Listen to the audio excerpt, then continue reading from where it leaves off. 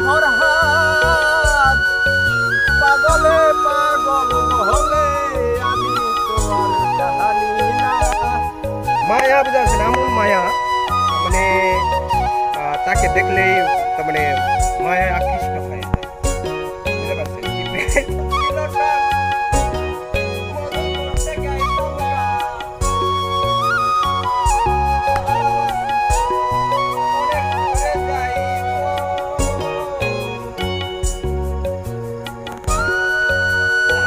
শত্রু কিন্তু আপনার কাছাকাছি কিন্তু ঘোরাঘুরি করে।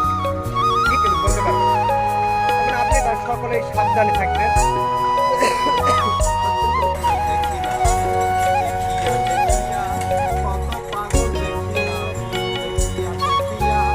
এবং স্বার্থপর বেঈমান কাকে বলে এবং স্বার্থপর কাকে বলে এটা নিয়ে আজকে একটা ভিডিও বানাইছি।